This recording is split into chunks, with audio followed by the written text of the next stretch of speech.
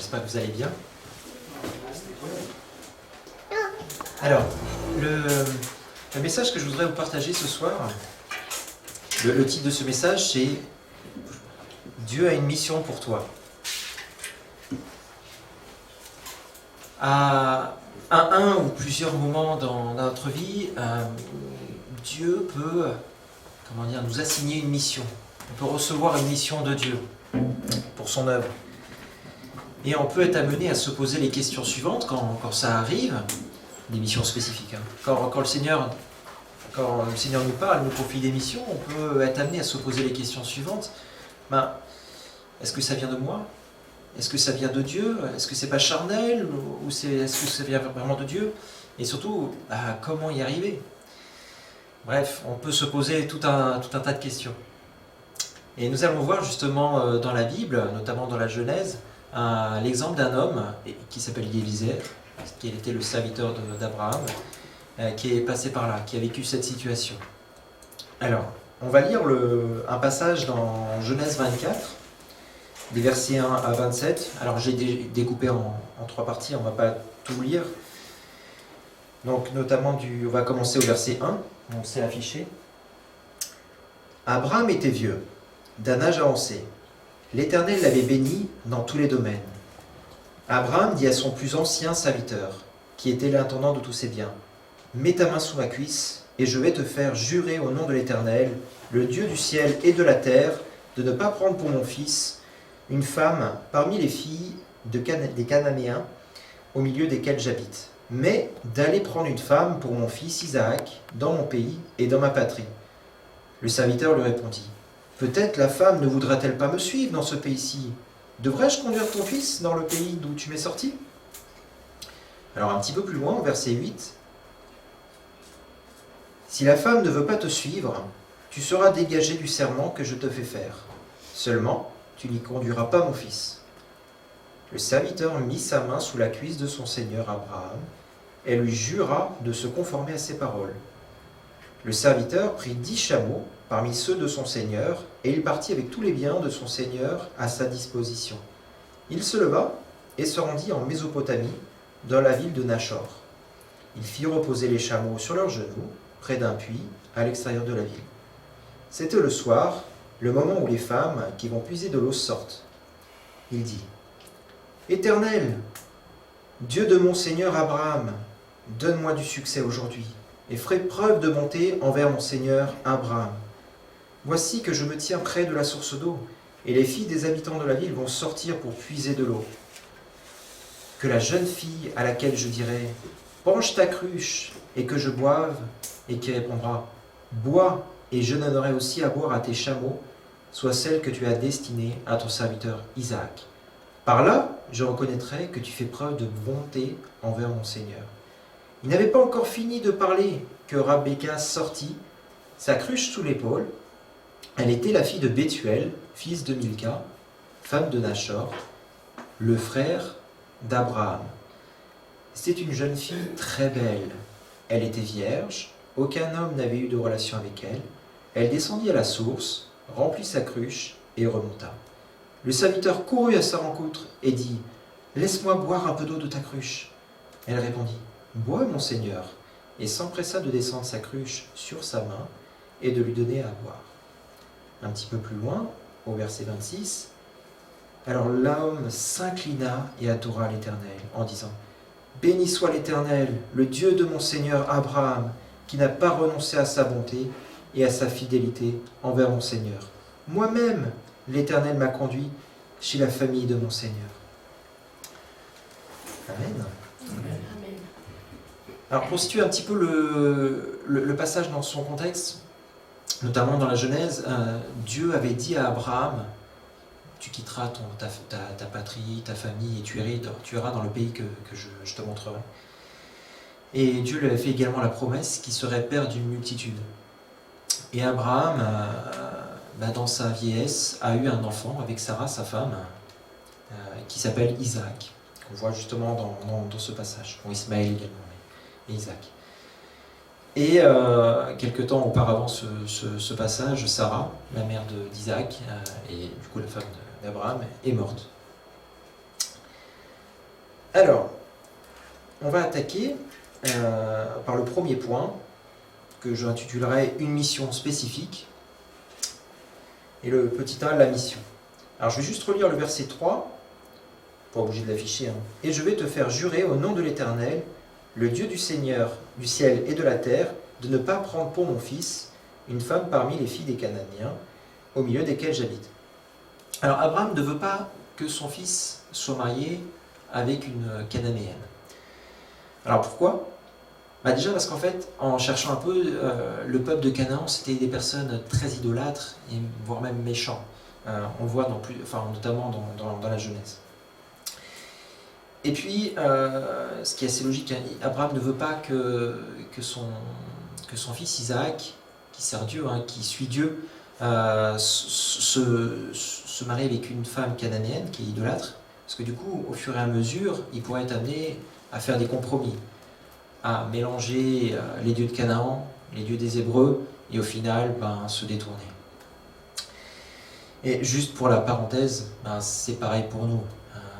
Dieu, il veut pas plutôt qu'on se marie avec des chrétiens, des chrétiennes, ce qui est assez logique, puisque c'est plus facile d'avancer quand les deux personnes ont le même objectif, sont tous les deux tournés vers le Seigneur. C'est beaucoup plus facile.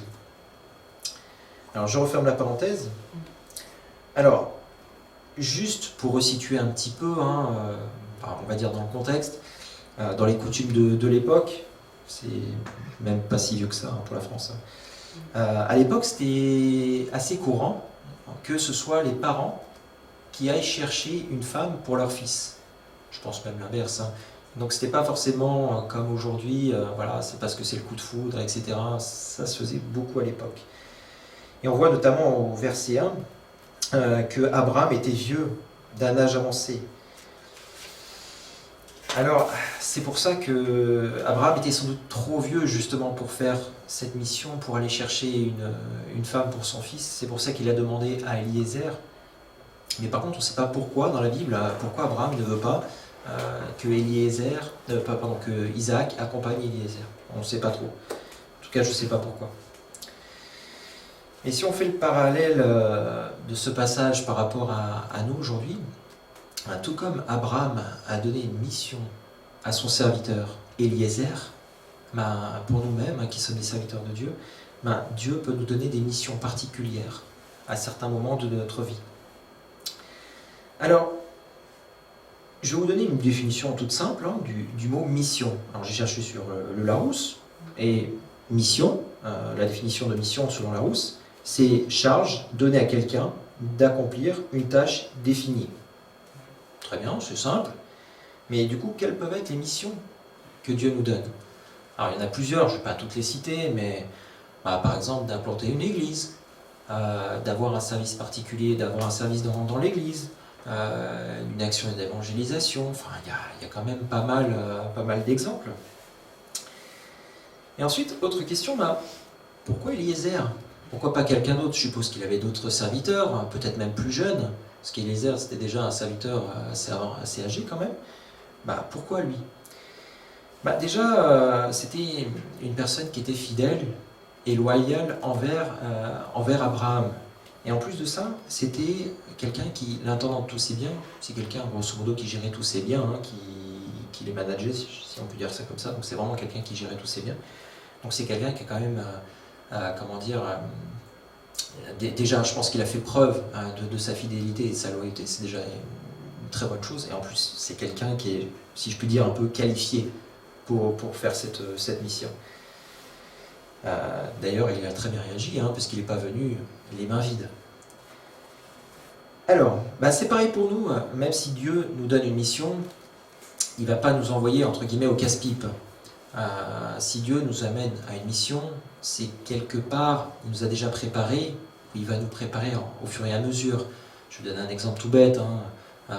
Si moi je chante comme une casserole, Dieu ne va pas me demander d'être leader de louange, ou de faire partie d'une chorale, ou de faire partie du groupe chez Impact ou Hillsong, forcément. Alors, de quelle manière Dieu s'adresse à nous pour nous donner cette mission ? Alors, il y a plusieurs manières. Mais je dirais la manière principale déjà, c'est quand Dieu nous donne cette conviction à l'intérieur de nous-mêmes. Alors bien sûr, elle peut être, confirmée, que ce soit par une prédication, une prophétie, par nos frères et sœurs. Il y a plusieurs manières. Mais bien souvent, c'est quand même par une conviction. Alors, je vais juste inviter Christophe à nous raconter justement une anecdote, justement, pour comment Dieu l'a conduit, justement, pour la mission de Massy.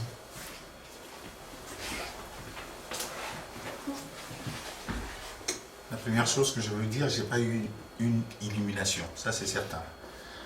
J'avais juste à cœur de porter l'évangile dans le lieu où je me trouvais. Et il y a un texte de la Bible qui dit de commencer par la Jérusalem, le lieu où on se trouve. Donc j'avais à cœur de partager un peu l'évangile dans le coin. Et un jour je suis descendu, j'avais vu cette fameuse plaque Église évangélique reformée de Massy, reformée évangélique. Je me suis dit, ok, j'habitais juste en face. Je suis descendu, j'ai essayé de voir qui travaillait là-dedans. J'ai rencontré un pasteur qui était là, j'ai discuté avec lui. Un pasteur à qui on partageait la salle. Donc ce n'était pas le pasteur du lieu. Il m'a dit, non, je vais faire plus que ça, je vais te présenter le pasteur. Donc c'est comme ça qu'il m'a présenté le pasteur qui, très rapidement, nous a ouvert d'ailleurs cette salle où on a juste commencé à prier pendant quelques années. Mais le besoin est resté intact dans mon cœur. Et j'en avais d'ailleurs parlé avec le pasteur qui travaille avec moi sur Créteil en disant, quand le Seigneur le voudra, j'aimerais vraiment qu'après Créteil, on travaille. Voilà, donc c'est une conviction qui est dans le cœur. C'est pas forcément quelque chose qui vient avec grande lumière, grand bruit. Non, c'est tout simple. Et ça peut arriver de différentes manières. Donc pour moi, c'était aussi simple que ça.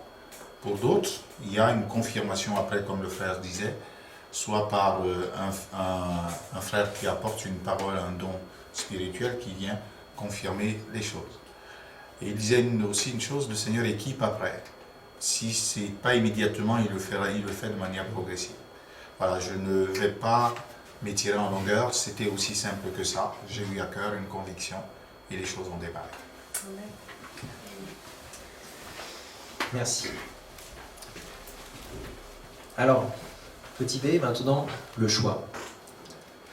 Le serviteur, donc au verset 9, le serviteur mit sa main sous la cuisse de son seigneur, Abraham, et lui jura de se conformer à ses paroles.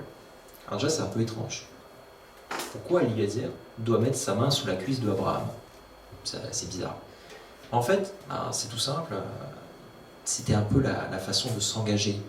Aujourd'hui, quand on s'engage, on va signer un contrat, etc. Ou même quand on était petit, quand c'était à l'école, jurer cracher. Voilà, ça aussi c'est bizarre, mais c'était comme ça à l'époque. Donc c'était une façon de s'engager. Mais ce qui est étonnant, c'est que Eliezer s'engage, mais on voit très bien dans le passage, Abraham le laisse libre de la manière à laquelle il doit agir, à laquelle il peut agir pour mener à bien cette mission. Alors pour nous c'est pareil, quand Dieu nous appelle, nous donne une mission, déjà, Dieu c'est pas un dictateur, il nous laisse libre de nos choix, il nous a donné le libre arbitre, on peut l'accepter, on peut le refuser, mais Dieu est notre Père, c'est pas un dictateur, et il veut que si on l'accepte avec amour. Il y a deux façons de voir les choses, la carotte ou le bâton, mais Dieu c'est surtout quelqu'un qui aime et qui veut qu'on agisse par amour, parce que si on n'agit pas par amour, soit on ne va pas forcément bien le faire, soit ça ne va pas durer, mais il faut vraiment qu'on agisse par amour et qu'on accepte ces missions par amour. Alors, Pour autant, même si Eliezer a accepté, enfin juste avant d'accepter, quand même, il prend conscience de l'ampleur de la mission. C'est quand même pas facile. Et il peut même avoir des doutes, des questionnements. On voit notamment au verset 5, le serviteur lui répondit « Peut-être la femme ne voudra-t-elle pas me suivre de ce pays-ci? Devrais-je conduire ton fils dans le pays d'où tu es sorti ?» Donc voilà, il peut se poser ces questions, il s'est posé ces questions-là et il prenait vraiment conscience de l'ampleur de la mission. Et nous-mêmes, on peut être amené justement à se poser ces questions et à peut-être même douter. Mais Dieu, quand Dieu nous met une mission à cœur, déjà il nous prépare. Comme tu l'as très bien dit, Dieu nous prépare, que ça peut être au fur et à mesure, par les aléas de la vie, mais Dieu vraiment nous prépare, que ce soit même par nos expériences professionnelles, que ce soit par nos expériences. Dieu nous prépare également pour ces missions-là. Et puis il nous met à cœur, vraiment, il nous met à cœur et nous confirme. Mais si je puis dire, si je peux répondre à la question, est-ce que cela vient de moi ou est-ce que ça vient de Dieu? Alors, j'ai pas la science infuse, mais quelques pistes, je vais vous proposer 2 pistes. Déjà, est-ce que cette mission, ce sera uniquement pour satisfaire, je dis bien uniquement pour satisfaire mes besoins, ou pour satisfaire, les besoins de Dieu, enfin pour participer à l'œuvre de Dieu. Autre piste de réflexion, déjà quand on s'engage et qu'on avance dans l'œuvre de Dieu, si on n'était pas dans cette œuvre-là, il y aurait quelque chose qui coince, on ne serait pas en paix. Alors que quand on est dans l'œuvre de Dieu, même s'il peut y avoir des difficultés, des questionnements, Dieu nous donne une paix qui surpasse toute intelligence. Alors je vais passer au point suivant. La foi n'empêche pas la sagesse. Je vais relire le verset 10. Le serviteur prit 10 chameaux parmi ceux de son seigneur, et il partit avec tous les biens de son seigneur à sa disposition. Il se leva et se rendit en Mésopotamie, dans la ville de Nachor. Alors déjà, c'était pas une mission facile. C'était pas une mission facile, et ça aurait été sans doute plus facile si Isaac était avec lui. Mais Abraham le voulait pas. Mais Eliezer n'est pas resté paralysé par cette peur, par ces craintes. Il a agi. Et même s'il a fait ce pas de foi, s'il s'est lancé, il a quand même agi avec intelligence et sagesse. Il a mis tous les moyens qui étaient à sa disposition pour mener à bien cette mission. Il a quand même pris 10 chameaux. Alors, juste pour une petite illustration, est-ce que, si tu peux, te plaît, tu peux mettre la petite vidéo? Alors, petite question, qui a vu Aladdin? Oui, très bien. Bon, là, je ne veux pas dire qu'Eliezer c'est un petit joueur, mais Aladdin, il a amené quand même 103 chameaux. Mais vous voyez, c'est un peu là c'est un peu oriental, c'est un peu la même philosophie. Là, Aladdin, il veut conquérir le cœur de Jasmine et surtout le cœur du beau-père. Donc il a mis les moyens, il a amené 103 chameaux, toute la ribambelle, etc. Bon, ça n'a pas trop marché pour Jasmine, mais vous voyez, vous comprenez la logique. Donc Eliezer, il voulait vraiment conquérir à la fois le cœur de Jasmine et surtout le cœur, si je puis dire, du beau-père. Donc voilà, il a agi vraiment avec intelligence. Et puis je pense que c'était vraiment bien dans la culture. Donc Eliezer, c'était, comme je disais, l'intendant des biens d'Abraham. Et de même, nous-mêmes, on est quelque part les intendants de ce que Dieu peut nous donner. Dieu nous donne des capacités, des compétences, une expérience, bref, tout un tas de bagages. Et Dieu, c'est pareil, il nous demande de les utiliser et de les mettre à profit justement pour son œuvre. Des exemples tout bêtes, mais que ce soit des talents pour la musique, etc. Mais même, j'ai même envie de dire, et c'est ça qui est très intéressant, c'est que même parfois, les compétences qu'on peut utiliser au travail, des fois elles peuvent servir pour l'œuvre de Dieu. Donc vous voyez, c'est important. Et puis donc voilà, de vraiment mettre tout en œuvre pour que les missions que Dieu nous donne soient un succès. Mais pour vous rassurer, même si, entre guillemets, on pouvait avoir tous les bagages du monde, déjà Dieu ne nous laisse pas seuls. Dieu nous accompagne et permet qu'il y ait des personnes sur notre route qui puissent nous aider, nous soutenir et nous accompagner dans cette œuvre. Déjà même pour Massy, si ne serait-ce que pour citer cet exemple-là, Christophe, Dieu merci, tu n'es pas tout seul. Dieu permet qu'il y ait des appuis, des personnes qui se lèvent justement pour soutenir cette œuvre. Voilà, c'est pareil. Quand il y a une mission, Dieu permet justement souvent qu'il y ait des personnes qui puissent nous aider. Même si ce n'est qu'un côté spirituel ou moral, mais Dieu nous aide et ne nous laisse pas tout seul. Alors, au point suivant, l'accomplissement de la mission, donc c'est le grand 2. Je passe au petit A, la prière. Il dit donc, Eliezer, Éternel, Dieu de mon Seigneur Abraham, verset 12. Éternel, Dieu de mon Seigneur Abraham, donne-moi du succès aujourd'hui et fais preuve de bonté envers mon Seigneur Abraham. Même si Eliezer s'est donné les moyens pour que cette mission soit un succès, vous voyez, il demande l'assistance de Dieu. Et nous, c'est pareil, même si on fait les efforts de nos côtés, on fait notre premier pas, on a la foi, il faut sans cesse demander l'assistance de Dieu. Déjà, même quand on travaille pour Dieu, il y a souvent des combats spirituels. Et même sans ça, vraiment se rapprocher de Dieu pour prendre les meilleures décisions. Toujours demander, Seigneur, qu'est-ce que tu veux que je fasse? Bien sûr, agir avec son intelligence, mais toujours demander au Seigneur, être proche du Seigneur pour prendre les meilleures décisions. Et puis en plus, cela nous aide à garder, si je puis dire, de l'humilité, parce que c'est pas nous qui sommes au contrôle de toute chose, mais c'est Dieu. Alors le grand B, la réussite, elle répondit, donc Rebecca, « Bois mon Seigneur », et s'empressa de descendre sa cruche sur sa main et de lui donner à boire. Eliezer n'a même pas le temps de finir sa prière qu'elle commence déjà à s'accomplir. C'est surprenant.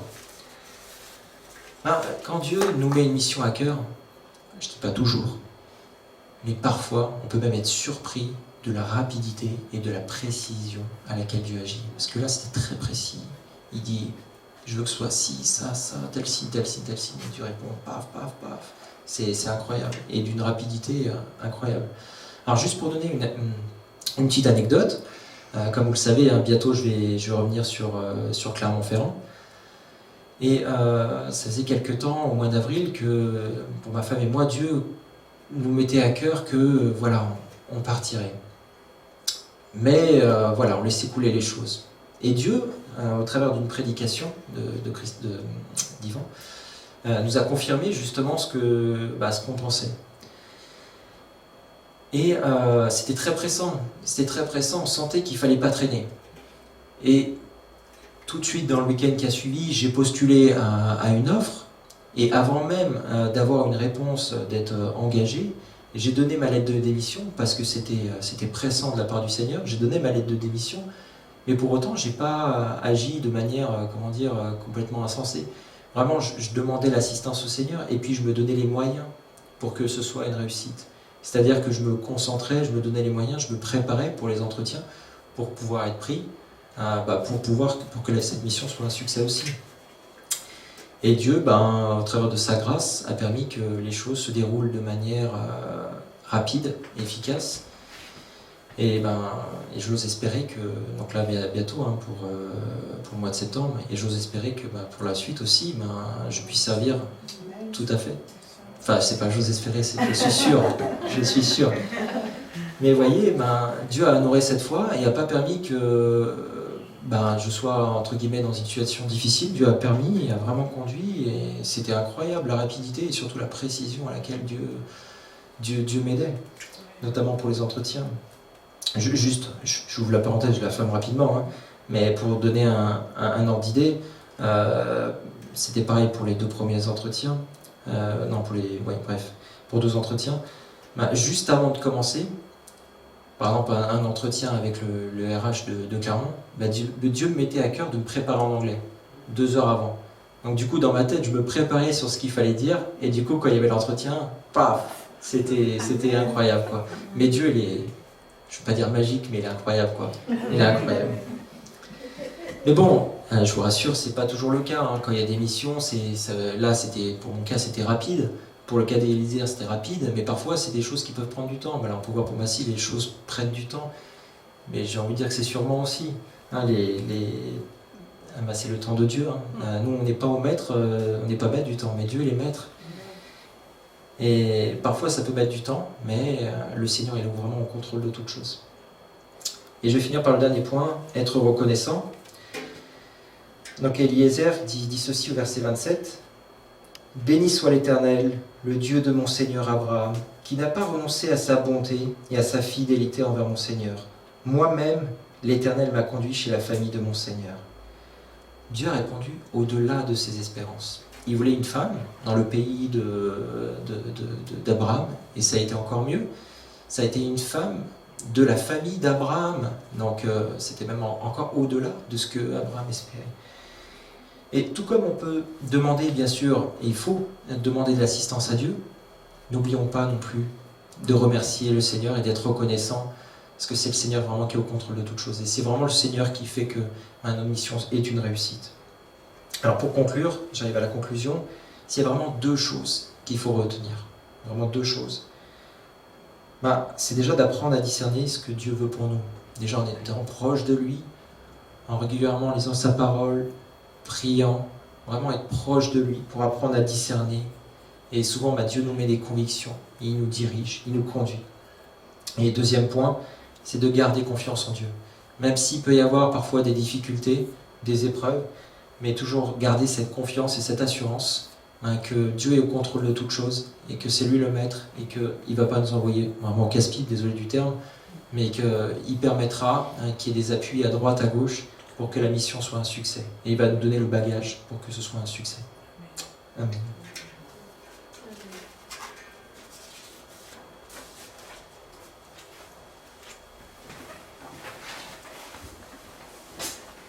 Je cherchais les paroles du chant de Olivier Choa qui disait « Si Dieu a mis un rêve dans ton cœur, garde-le comme un trésor ». Donc lorsque le Seigneur nous donne une mission, c'est comme un rêve qu'il met dans nos cœurs. Un rêve que lui seul est capable, en tout cas, il veut le faire avec nous. Déjà c'est un privilège si Dieu veut faire des choses avec nous. Il faut qu'on mesure le privilège qui est le nôtre dans ce cas. Et pour le projet d'Abraham, en tout cas d'Eliezer, sa mission, c'est vrai, le Seigneur avait balisé le terrain. Mais le Seigneur avait collaboré particulièrement avec Eliezer parce qu'il était prêt à collaborer avec lui. Et c'est ça qui doit être dans notre cœur lorsque Dieu nous met quelque chose à faire pour lui. Collaborer avec lui, avoir une confiance totale en lui, faire appel à lui chaque fois, parce qu'il peut avoir des difficultés. Il peut avoir des difficultés, tout ne se passe pas bien. Lorsque je pense à Néhémie, Dieu avait mis un rêve dans son cœur. Aussi, c'était celui de construire la muraille. Mais avec lui, les choses ne se sont pas passées facilement. Mais tout comme Eliezer, il s'était préparé. Alors qu'il était devant le roi lui pose subitement une question et vous voyez avec quelle rapidité il lui répond. Parce qu'il était prêt. Il n'avait pas improvisé les choses, il était prêt. Il était prêt à lui dire, quand le roi lui a dit « Qu'est-ce que je peux faire ?» il a commencé à citer les choses. Voilà. Et de la même manière, donc, lorsque le Seigneur nous met un rêve dans le cœur, il faut que nous soyons prêts à l'accomplir. Parce que si nous ne sommes pas prêts, c'est vrai que tous les éléments de résistance peuvent être des occasions de découragement. Et on le voit dans le cas de Néhémie. Il y a eu des moments de résistance, des moments de difficulté, qui venaient à la fois à l'intérieur du peuple de Dieu, qui devait faire la mission, et aussi bien qu'à l'extérieur, parce qu'il y a des ennemis à l'extérieur et à l'intérieur. Voilà. Donc, il a gardé son rêve, comme Eliezer a gardé son rêve, et on voit qu'il a eu une mission réussie. Moi, ça me donne du courage. Ça me donne du courage en disant, dans ce qu'on a commencé, continuons à placer notre confiance en Dieu, continuons à collaborer avec lui. Lorsque Dieu envoie, il donne aussi les moyens de la réussite de la mission. Merci Néhémie pour ce partage. Que Dieu continue à te remplir. Je ne sais pas où tu le serviras, mais je suis sûr d'une chose, tu le feras. Que le Seigneur continue à te remplir dans ce sens-là. Garde le cœur que tu as devant lui. Ce cœur plein d'humilité, ce cœur plein de volonté, ce cœur voilà, plein d'entrain. Que Dieu te bénisse, toi et ta famille. Et merci beaucoup pour ce message. Merci.